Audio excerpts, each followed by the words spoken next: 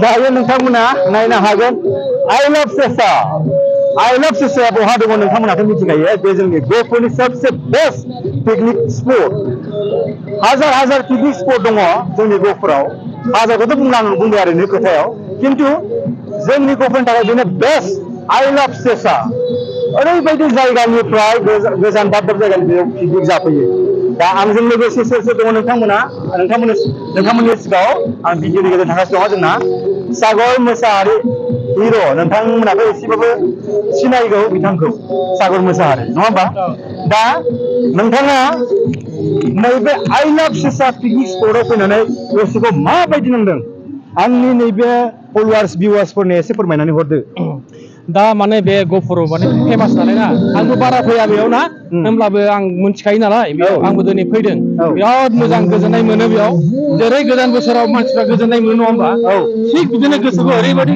माने बिराद मोजां मोनो आरोना बिराद गोजोननाय मोनो आच्छा दाथ' दिनै 1 जानुवारि नङा होमबा 1 जानुवारियाव दिनै भिउवार्सफोरनो नोंथाङा माबायदि गोजोननाय जासिहरगोन एसे फोरमायनानै हरदो गोदान बोसोराव माने बे गोदान बोसोरनि आंनि गोसो गोरबोनिफ्राय आंनि भिउवार्सफोरखौ गोजोन गाहाम हामलायनायखौ जासिहरनाय थाबाय जायगा बबे जायगानिफ्राय पिकनिक जाफैयो बेयाव आं नोंथांमोननि सिगाङाव खोन्थानो थांगासिनो दङ बेनिफ्राय आङो मोननैसो पिकनिक जायगायाव बानायखादोंमोन ना जोंहा बिथांमोनबो सफैबाय दा नै बिथाङानो जाहैबाय जोंहा आंनि गोदो सिगांनिफ्रायनो जोङो लोगो मोनलायबाय थाग्रा खिन्थु बिथाङा बेलेग दाबसे जायगायाव थायो जायगानिब्लाबो नोंथांनि मुंखौ एसे फोरमायना हरदो आंनि मुङाथ' ओरैनो नर्मेलि गामियावथ' ओरैनो फदे होनना गाबज्रियो बयबो सिनायो फदे नाम मोजाङाथ' ओरैनो भद्रेश्वर बसुमतारी आरो जोंहा सासे फंबाय दङ फंबायाबो नोंथांनि सिनायथिखौ फोरमायनानै हरदो जोंनाथ' जाहैबाय एखे गामिनिनो आरो एखे गामिनिनो दिनै बे ग्रुप लोगो मोनफैबाय बिराद गोजोननाय मोनदों आङो नोंथांनि भिउवार्सफोरखौ ओरैबायदि मोनसे खावलायनो लुबैदों जाहाथे नोंथांनि चेनेलनि गेजेरजोंनो जाहाथे थांनाय बोसोराव जिबायदि सोलिदोंमोन जाहाथे नैबे गोदान बोसोराव 2026आव बिनिफ्राय 2025 निफ्राय बांसिन जाहाथे बिनि लाइफआव साक्सेसआ नुजाफैनानै बियो माने गावनि न'खर आरो गावनि जिबनखौ जाहाथे मोजाङै दैदेनलांनो हायो गोजोनै आं बेखौनो नोंनि चेनेलनि गेजेरनिफ्राय बयखौबो गाहाम हामलायनाय जाहैबाय happy new year 2020 happy new year जोबोद रोजा साबायखर आरो साबायखर लोगो मोननानै रोजा साबायखर आरो लोगोसे रोजा साबायखर जोंनि दा हेपि निउ इयार 2022 मायथाइ आरो आंबो नोंथांमोननि सिगाङाव बुंबाय नैबे 2022 मायथाइनि नैबे गोदान बोसोराव गासैनिबो जिउआ अरायबो आफा इसोरनि अननायाव मोजाङै मोजां सोरखिलांनो हाथों जाहाथे बयबो बेमार आजार जाया बेखौ आं नोंथांमोननि सिगाङाव नैबे 2022 मायथाइनि गोदान बोसोरनि गाहाम हामलायनायखौ आंनि गोसो गोरबोनिफ्राय गाहाम हामलायनायखौ जासिहरनाय बबेनिफ्राय पिकनिक जाफैयो आं नोंथांमोननि दा पिकनिक प्लेसाव फैदो बेनिफ्राय आं सोंनानै लागोन दादा ক'ত পৰা আহিছে আমি শিমলুগুৰি बिथांमोना শিমলুগুरिनिफ्राय फैदों ना एसे गोजानानो आरो আচ্ছা মই এফালে যাম আৰু এফালে জায়গা আছে যে জায়গা আছে না নাই হ'ব এতিয়া আপুনি ক'ত পৰা আহিছে অলপ আমাৰ ঘৰ লখিমপুৰ জিলাৰ একেবাৰে পশ্চিম প্ৰান্তত শিমলুগুৰি অঞ্চলত লখিমপুৰ জিলা বহুত দূৰত আৰু আমি অৰুণাচল যিটো চেঁচা পাহাৰ এটা মাৰিছো আৰু 3টা পৰিয়াল আহিছো আমাৰ নিজৰ ল'ৰা ছোৱালী লৈ আমি ইয়ালৈ আহিছো আমি ফূৰ্তি কৰিছো এসাঁজ মাছ মাংস খাইছো কিন্তু এটা ডাঙৰ কথা কি হৈছে পিকনিক বুলি ক'লে আজিকালি মানুহে ধৰক পনীয়া বা আখুৰি শক্তিয়ে খাই মানুহে কোনো তৃপ্তি লাভ কৰি ফূৰ্তি কৰে কিন্তু আমাৰ সেইটো ব্যৱস্থাটো নাই আমাৰ বিড়ি চিগাৰেট মদ ভাং খোৱা এজনো ব্যক্তি নাই আমিও খোৱা নাই আমি 3টা পৰিয়াল লগ হৈ এসাঁজ খাওঁ ফূৰ্তি কৰো বছ আমি যাম আৰু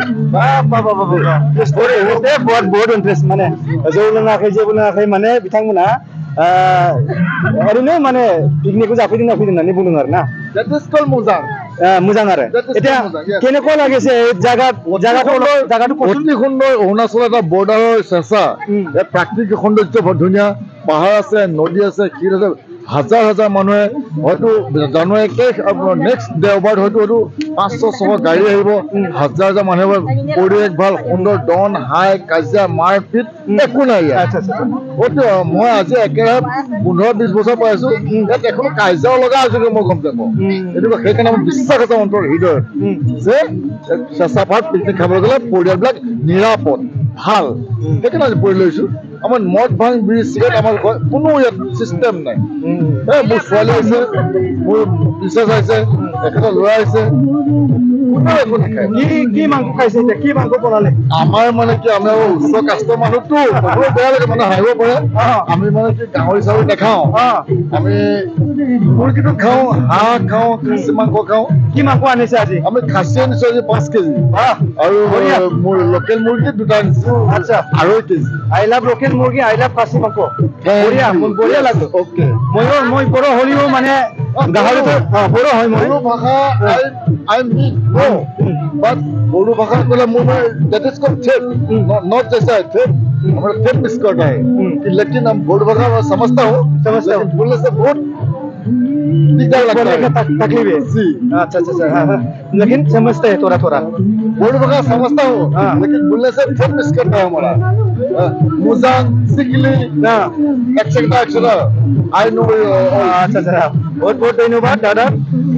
নতুন বছৰত নমস্কাৰ চবেকে, বাইদেউসকল নমস্কাৰ দেই। ভালকে পিকনিক খাবি আৰু ভালকে যা। বঢ়িয়া, থেংক ইউ। पिकनिक स्पटनि मेन गेटआ बेनो आरोना। दा बेयाव जोंना माखासे बिथांमोन कालेक्सन दं आरोना जोंनि जायगानिनो। बिथांमोनखौ आं सिनायथि होनो फैलाय खाथियाव।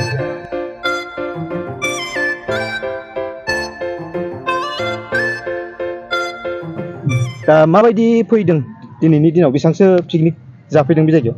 एसे बुंनो हागोन नामा? पिकनिक जाफैनाय रेकर्डआ? रेकर्डआथ' दा एसे मोजाङैनो दङ। मोजाङै दङ ना? मोजाङै जादों। ओमफ्राय बेसेबांसिम गोबावसो थागोन? बियो थागोन जेब्लासिम माबाया माने जे पिकनिक नैबे पिकनिक दिना जेब्लासिम जोबा थाबाय थागोन आरो सोलिबाय थागोन आरो ना। होमबा बुरजायानो आरो दिनैनि दिनाव 1 जानुवारि हिसाबै। बिनि सिगाङावथ' जागासिनो दङ? जागासिनो जाफैदों, मानसिफ्रा मोजां मोनदों, जाफैदों बिदिनो आरो। गोजाननिफ्राय फैदों। नोंथांमोना बेयाव दा मा हिसाबै बेबायदि कालेक्सन एसेल' बुं, बारा डिटेल्सखौ बुङाबाबो। कालेक्सनाथ' जोङो ओरैनो पार्किं फिस लायो, माने माबा बाइकखौ 50 थाखा लायो नालाय, ओमफ्राय कारखौ 100, बासखौ 300। बास बा 300 जाबाय आरो? 300। आচ্ছা, थिगानो दङ। होमबा खोब मोजाङानो। ओमफ्राय दा पिकनिक जाफैग्राफोरखौ माबायदि खावलायहरगोन एसे जाफैनो थाखाय? बिदिनो नोंसोरबो थारमाने नायफै जोंनि पिकनिक स्पटखौ माबायदि जाफैनो हागोन। आंनि मिथिनायावथ' दा सबसे बेस्ट पिकनिक स्पट होननानै बुङोब्ला जोंनि गहपुरनि थाखाय नैबेखौनो आङो सानना लादों आरो। सेसाखौनो सानना लादों आरो, नङा होमबा? दा बेनो नोंथांमोना बयबो पिकनिक जाफैलायनो हागोन। बेयाव समा दंबावो, जेब्लासिम पिकनिक नैबे समा जानाय समा जेब्लासिम जोबा अब्लासिम थाबाय थागोन होननानै बिथांमोना नैबे दायो बुंबाय। बेखिनियानो आरोना।